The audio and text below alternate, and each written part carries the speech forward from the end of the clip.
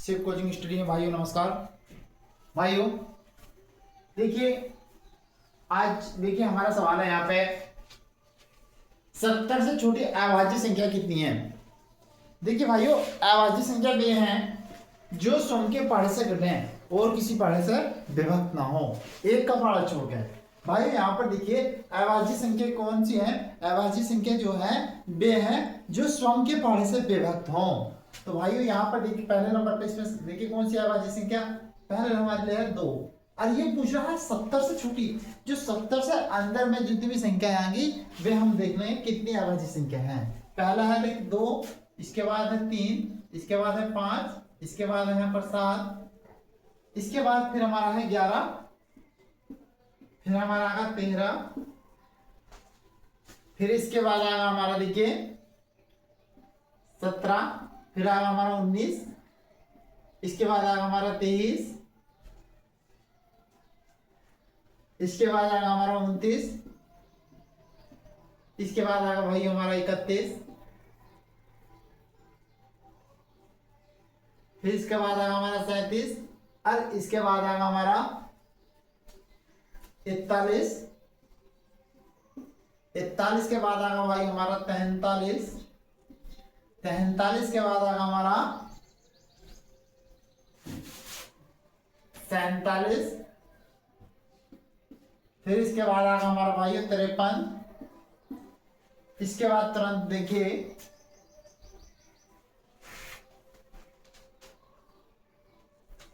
इसके बाद आएगा हमारा 59, इसके बाद यहां पर देखिए 61 आएगा,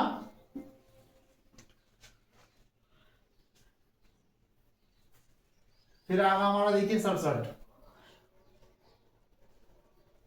फिर इसके बाद देखिए हम यहां से इसमें देखें और कोई हमारी अभाज्य संख्या नहीं है 70 से छोटी।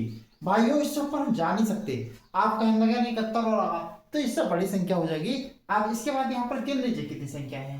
देखिए 1 2 3 4 5 6 7 8 9 10 11 12 13 14 15 16 17 17 17 18 19।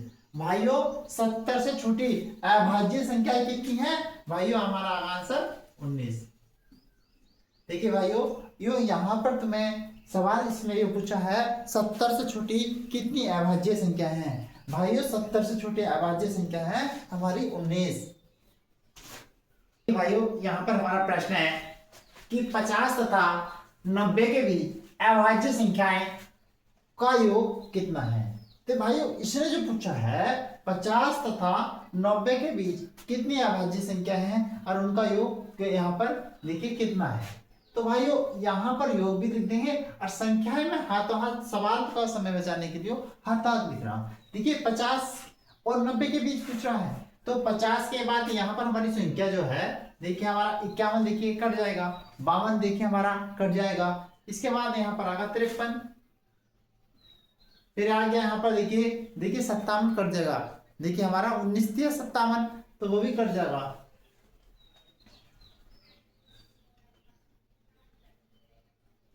इसके बाद आ गया हमारा 59, फिर आ गया हमारा 61, इसके बाद आ गया हमारा 67, फिर इसके बाद आ गया हमारा देखिए 71, 73 आगा, इसके बाद आ गया हमारा 79, इसके बाद देखिए हमारा आ गया हमारा 83,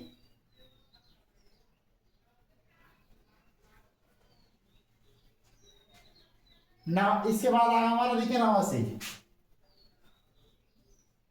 भाइयों इसका इसने पूछा है योग, अब योग पूछा है तो यहां पर देखिए संख्याएं कितनी बनी है अभाज्य 2 2 4 2 6 2 8 1 9। तो यहां पर देखिए 9 3 12 12 और 1 13 13 और 7 20 21 21 और 3 कितना हो गया यहाँ पर देखिए 24 24। अब यहाँ पर 9 हो गया हमारा देखिए 33 33 और 3 हो गया हमारा 36 36। अब यहाँ पर 9 हो जाएगा हमारा देखिए 45, यहाँ पर आ गया हमारा 45, फिर आ गया हमारा देखिए यहाँ से देखिए 4 10 10 16 16, अब यहाँ पर 4 हो जाएगा, यहाँ पर 16 और 6 कितना हो गया यहाँ पर देखिए 22, 22 और 7 29, 29 और 7 हो जाएगा 36, 36 और 7 हो गया हमारा देखिए 43, 43, 43 और 8 कितना हो जाएगा यहाँ पर देखिए 43 और 8 हो गया हमारा देखिए 51, 51 8 59, 59 यहाँ पर हो गया हमारा 63।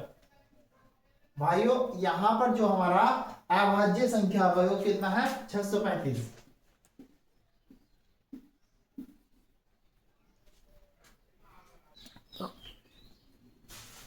110 तथा 120 के बीच कितनी अभाज्य संख्याएं हैं? तो भाई यहाँ पर देखिए 111 एक अभाज्य संख्या, किसी के पढ़ने में नहीं आता। तो भाई पहली संख्या इसके बीच में यहाँ पर है देखिए 111, और फिर 113 भी शायद किसी के में नहीं आता। 113 आता है किसी के पढ़ने में नहीं आता। इसके बाद देखिए हमारा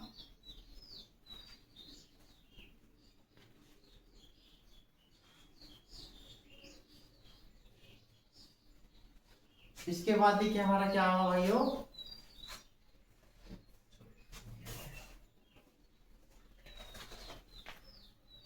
देखिए भाइयों यहाँ पर जो है 110 तथा 120 के बीच कितने अभाज्य संख्या हैं? भाइयों यहाँ पर इसके बीच में एक ही अभाज्य संख्या है। ये देखिए यहाँ पर 3 के 9 और 3 से 21, 3 के पारे से कट जाएगा, इसलिए यो अभाज्य संख्या नहीं है। इसके बीच में कितने अभाज्य संख्या है भाइयों? एक है। कितनी संख्या है? एक। देखिए इसमें यहाँ पर दे रखा है निम्नलिखित में से कौन सी संख्या एक अभाज्य संख्या है। देखिए भाइयों इसमें यहाँ पर दे रखा है निम्नलिखित में से कौन सी संख्या अभाज्य संख्या है। तो इसमें एक बात ध्यान रखिए, कौन सी संख्या अभाज्य संख्या है। तो इसमें यहाँ पर जो है हमारा देखिए यहाँ भी देखिए किसी ना किसी पार्ट से कट रही है। तो यहाँ इसमें देखिए हमारी अभाज्य संख्या कौन सी है? अभाज्य संख्या आ जाएगी 373। अतः विकल्प आ जाएगा हमारा सी सही है। देखिए भाइयों ये हमारी जो है यहाँ पर देखिए यो किसी के पार्ट से नहीं कट रही, ये स्वयं के पार्ट से कटेगी। यहाँ पर देखिए हमारा देखिए 7 के पार्ट से कट रहा है, ये 7 का एक गुणनखंड है। यहाँ पर देखिए भाइयों 13 के पार्ट से कट जाएगी। देखिए 13 करना 13, यहाँ पर बचेगा फिर हमारा देखिए 9 बचेगा, फिर 13 सकते 91। इसी तरह 19 के पार्ट से कट रही है, 19 दूनी 38 और 19 दिया 57। तो यहाँ पर देखिए यो है यहाँ पर 7 का, यहाँ पर 7 इसका एक गुणनखंड है, यहाँ पर 13, यहाँ पर 19। यो स्वयं किसी स्वयं के पारे से कटेगी, तो इसलिए अतः विकल्प हमारा सी सही है। देखिए प्राकृत यहाँ पर देखिए सवाल नंबर 45, प्राकृतिक संख्या n के लिए n की पावर 3 माइनस n सर्वदा किस संख्या से बड़ी संख्या से विभक्त होगा। तो भाई यहाँ पर हमें देखना है किस संख्या से विभक्त होगा। यहाँ पर जो है ये देखिए n की पावर 3 माइनस n, देखिए किस संख्या से ये विभक्त होगा, बड़ी से बड़ी। तो यहाँ पर प्रश्न है देखिए n की पावर देखिए भाइयों 3 माइनस n है, तो यहाँ पर n मैंने यहाँ पर कॉमन लिया, यहाँ पर बचेगा n स्क्वायर, यहाँ पर आ गया हमारा देखिए 1। अब 1 है तो इसमें एक बात यहाँ पर ध्यान देखिए, पहले नंबर पर मान लीजिए इस पूरे में मैं यहाँ पर या तो इसे गुणनखंड की तरफ खोल दूं,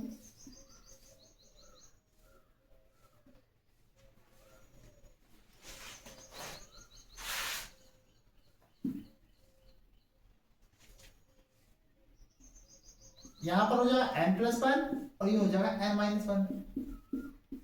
अब n माइनस 1 तो यहां देखिए मान लीजिए n बराबर मैंने 2 लिया, n बराबर मैंने 2 लिया, तो यहां पर आ गया हमारा 2। अब यहां पर आ गया हमारा 3, यहां पर आ गया देखिए 2 माइनस 1, तो यहां पर 2 रखने पर देखिए हमारा कितना बन गया 6। अब इसका मतलब ये 6 से तो विभक्त होगा। इसी तरह मैं n बराबर जो है देखिए 3 ले रहा हूं, तो इसी में मैं 3 रखूं, ऊपर वाले इस वाले लाइन में 3 ही रखूं।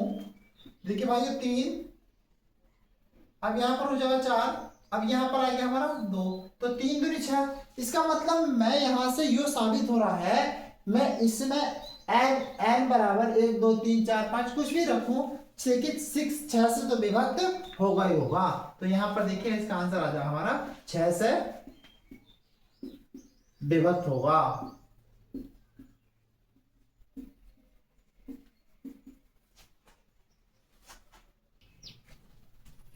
देखिए भाइयों, इसने जो पूछा है यहां पर 1 से लेके 100 तक की संख्याओं में इनकी गुणा करी जावे तो कितने शून्य होंगे। भाइयों इसमें एक बात ध्यान रखिए, मैं लास्ट में 10 तक संख्याओं का आपस में अलग अलग करके गुणा का हिसाब लगाऊं तो यहाँ पर शून्य की संख्या भाइयों 2 आ गई।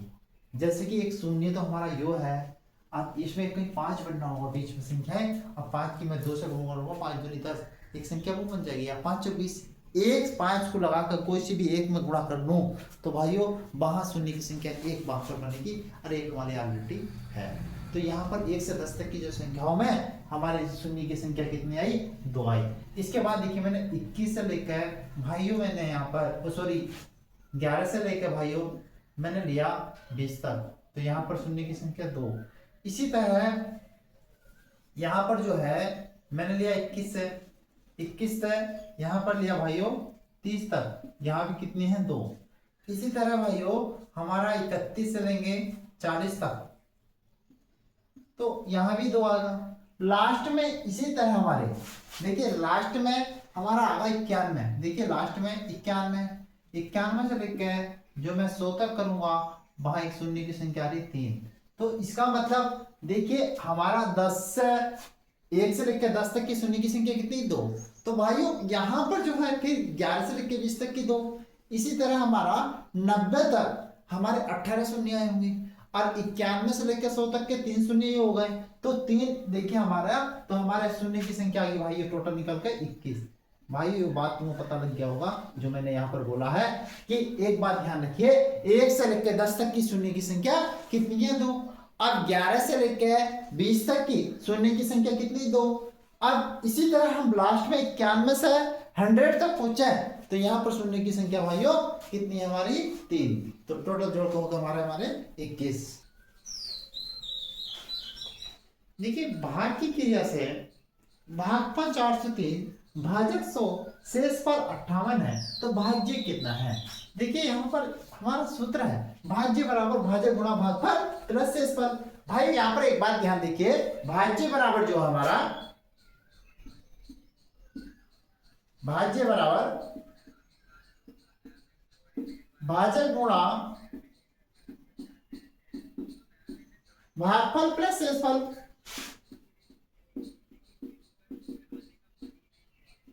तो एक बात ध्यान रखिए, हमें पूछा भाज्य, यहाँ पर देखिए हम देखिए बेसिक से ही कर रहे हैं, बेस मजबूत होगा जब आप छोटे टिप से करेंगे। भाई यहाँ पर एक बात देखिए, भाज्य बराबर भाजक गुणा भागफल प्लस शेषफल। देखिए भाजक इसमें देखिए भाग की क्रिया से भागफल कितना, यहाँ पर देखिए अब यहाँ पर पूछ रहा है, देखिए भाजक हमारा 100 भागफल 4 से 3। अब यहां पर देखिए शेषफल कितना हमारा 58। तो भाइयों इसे यहां पर टोटल कर देंगे, हमारा देखिए आंसर आ गया 40,358। देख लो कौन सा विकल्प है, यहां पर देखिए